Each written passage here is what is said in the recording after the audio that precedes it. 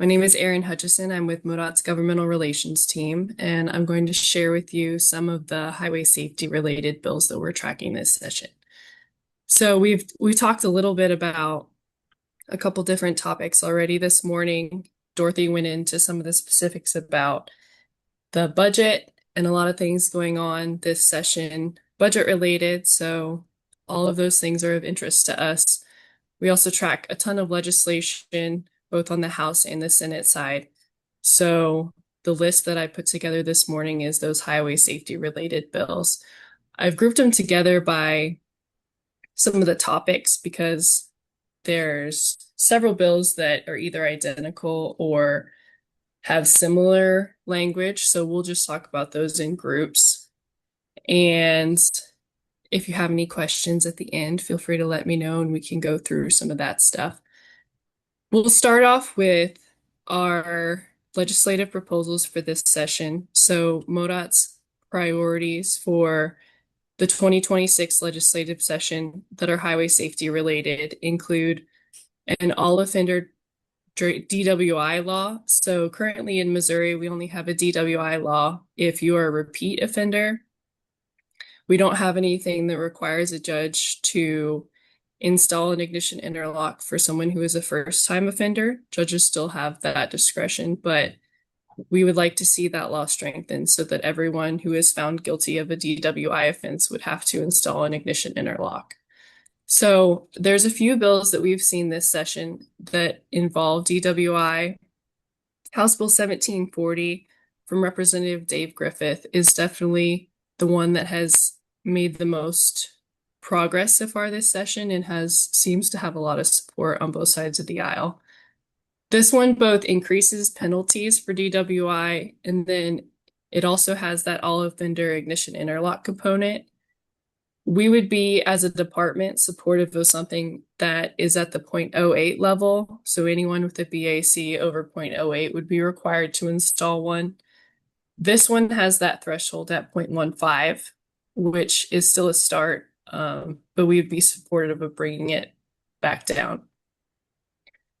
This is also included in House Bill 1804 from Representative Mark Sharp. It's the same provisions, it just doesn't have the increased DWI penalties in here. So House Bill 1740, I mentioned, is the one that's made it the farthest.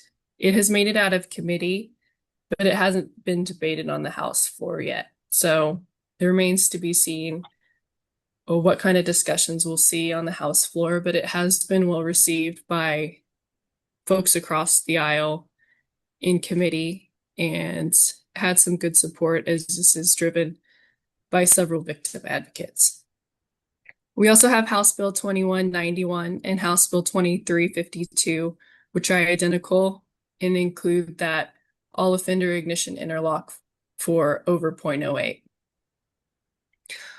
MoDOT's other legislative proposals for this year include child safety seats. So that includes making sure that children are in rear-facing child seats until the age of 2. And then it also enhances the booster seat law. So House Bill 2170 and Senate Bill 1257 are identical. They include that language for rear-facing through H2 and the booster seats. House Bill 2170 hasn't been debated on the floor yet, but it has been voted out of committee. Senate Bill 1007 is the same. It just only has rear-facing through H2. It doesn't have the booster seat language in it. So that includes our legislative priorities for this session. There are also several things that we support that aren't necessarily our legislative proposals, but things that we're keeping an eye on and providing support as well. So one of the big things that we've been keeping an eye on is the hands-free legislation. This is a follow-up from our great strides in the state of getting a hands-free law passed. So House Bill 2055, House Bill 3415, and Senate Bill 1416. The goal for all of these is the same. It's to ensure that municipalities can enforce the citizens binning hands-free law. So whenever that was passed, it initially preempted localities from having their own law, which as a result doesn't allow them to write municipal tickets. They would have to write a state ticket in order to cite someone for being on their phone while driving. So this proposes to allow municipalities to enact their own hands-free law. It just has to be the same as the state law. So they wouldn't be able to make it more strict, but they would be able to mirror it. So this makes it easier for local law enforcement to be able to enforce the law and get those taken care of through municipal court. The House Bill 2055 has made it out of committee and hasn't made it to the floor yet, but it was added as an amendment to House Bill 2742, which relates to careless operation of a motor vehicle. And that was favorably viewed on the floor when it was added as an amendment, and that bill is now in the Senate. So the language in this hands-free has made it to the Senate and needs to be approved by the Senate before it can pass. I don't really need to go into the driver education. I think that we had plenty of discussion about that, and Nick has way more information than I would on this, but that is something that we're tracking too, and supportive of making sure that we're keeping our highways safe. A huge topic of discussion this session has also been relating to speed limits. This is something that's received a lot of media attention, and there's a couple different bills that we're tracking related to this. So House Bill 2583 would require the department to conduct a study on interstate speed limits. It wouldn't require us to increase the speed limit. It would just require us to complete that study. House Bill 3317 is interesting. This is a new topic that I have heard of. So I don't know if this is new to anybody else, but it is to me. It would allow an intelligent speed device to be installed. It's basically like an ignition interlock for speeding. So if you had your license revoked because you had at least 40% of your points for speeding offenses, you could opt into this and have one of these devices installed in your vehicle in order to keep your driving privileges. So this hasn't moved. This hasn't had a public hearing yet, but definitely an interesting approach to this issue. And then Senate Bill 1408 from Senator Jamie Berger would propose to increase rural interstate speed limits to 75 miles per hour. So this has made it out of the Senate. It was passed out 25-6 and is now in the House. So we'll see what other discussion happens here. There are several bills related to motorcycle safety this session. The first three listed all have to do with child passengers. They would have to wear a helmet and be able to place their feet on the pegs in order to ride as a passenger on a motorcycle. And then House Bill 3119 and Senate Bill 990 would reinstate the helmet law. Senate Bill 1369 from Senator Joe Nicola would authorize lane splitting. If traffic is below a certain speed, then people on motorcycles would be able to split the lanes. None of these bills have made it out of committee yet, or have been heard in committee yet. For autonomous vehicles, there's several bills. This has been a hot topic of conversation this session as well, with the increase in this technology. And I know this has been a hot topic at the federal level as well. So legislators have been discussing what we should instate for a framework for autonomous vehicles in our state. House Bills 2069 and 2208 were identical, and then whenever they were heard in committee, they went ahead and combined them together. These bills have made it the farthest. They were voted out of committee and then debated in the House last week and voted out, so they're now in the Senate.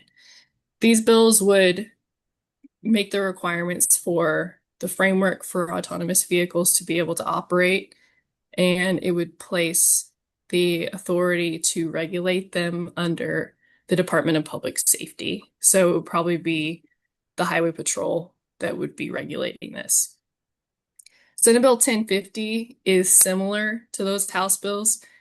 It would just put the authority under MoDOT instead of DPS. Then there's a couple bills on the other side of the spectrum for autonomous vehicles. House Bills 2240, 3034, and Senate Bill 1006. These would require a driver to be present in all autonomous vehicles. And then House Bill 3365 would allow municipalities to prohibit autonomous vehicles. Then there's a couple more that I'll go through here that didn't have multiples in the category groups, so I'll just go ahead and add these here.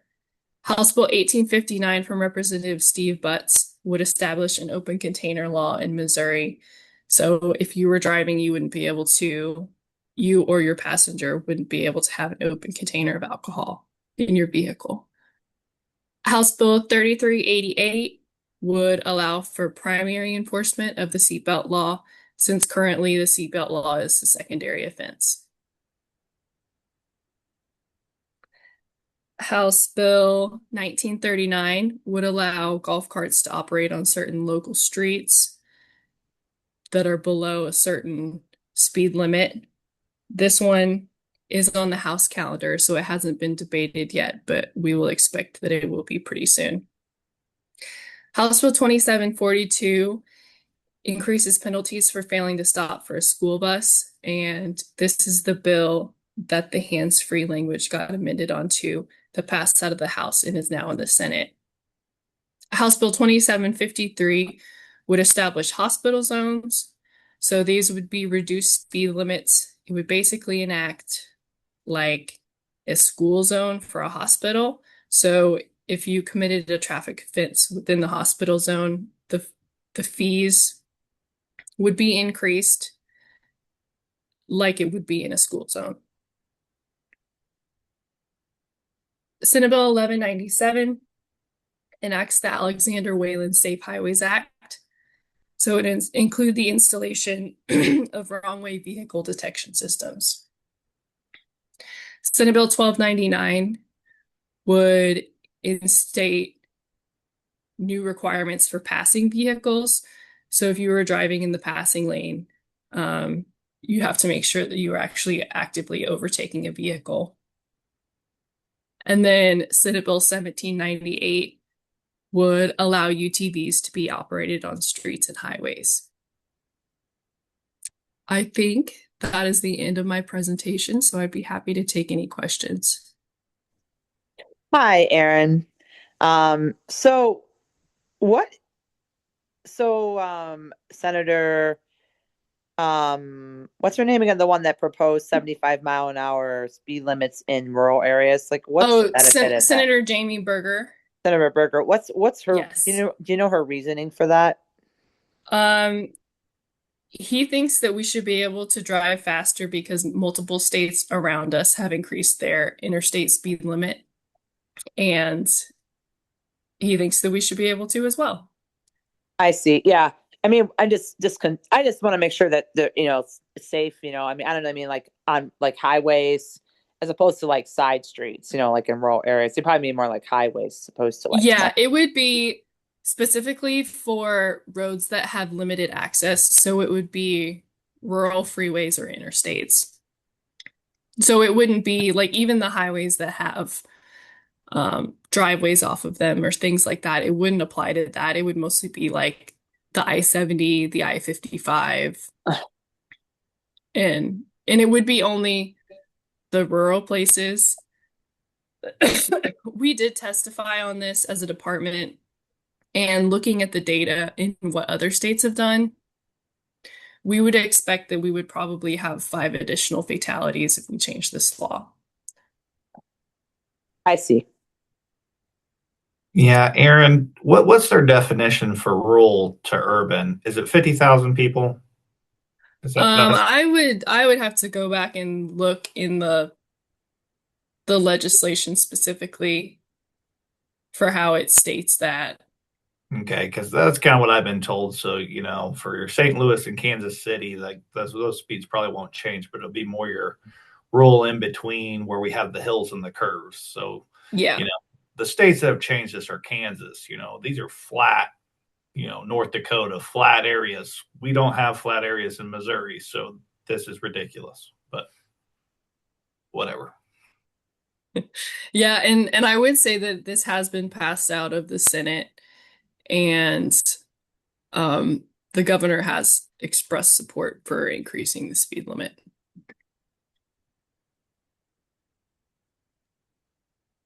Erin, I want to flag a comment from Dorothy. She had brought up something I know a lot of the transit advocates have been aware of for years. It seems to get passed every year. Do you know any updates, or maybe Dorothy, you're welcome to jump in too on where concealed carry within public transit vehicles, like where that stands at this point? Oh, that's a good question. Yeah, because we see that every year. I don't off the top of my head know where that bill is in the process.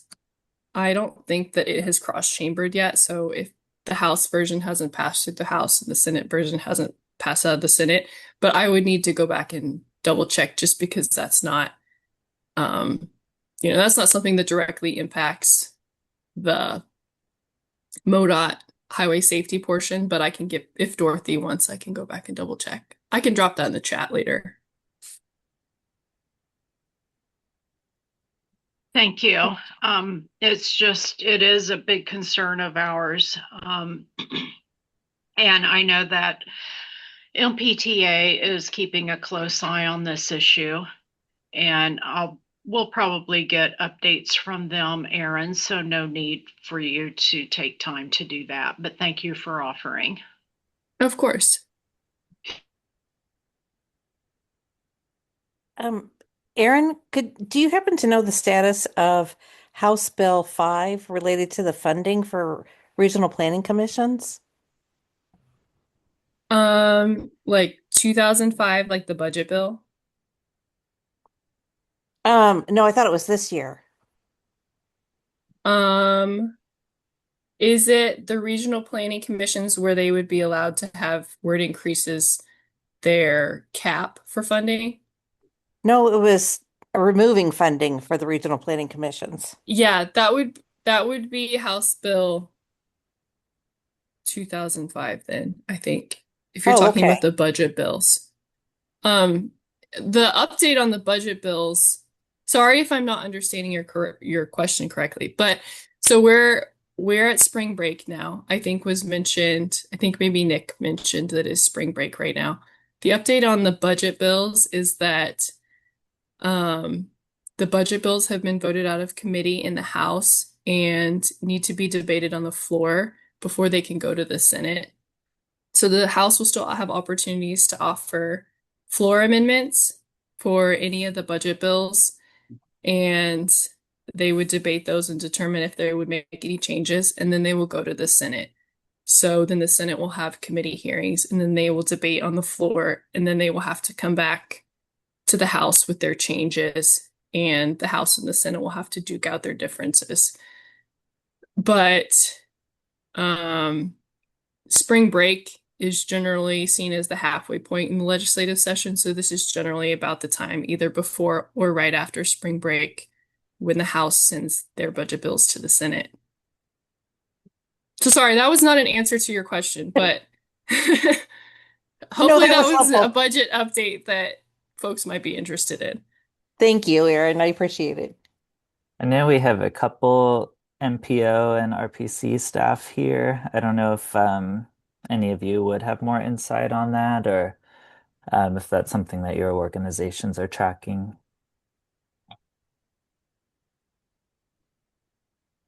Um, Specific to the MPOs. Yeah, related to Yeah. potential loss of RPC funding from the state. I know I've seen from SimCog as an example. So Ashwari, I'm not sure if you um, have any more of an update on. I think Jason had sent a press release talking about similar to on the transit side, like these are used for federal match in many cases, so that might be a much more significant loss. Yeah, I do not have more information, but I know like Jason tracks these closely. But I think one of the emails he had sent out was just like advocating um, to not decrease funding for RPCs because just having those, we use that as match for like so many other programs, so it helps us bring in like millions of dollars to our community. So like he did ask, I think it was especially our like TAC and multimodal TAC members to talk to their representatives about it.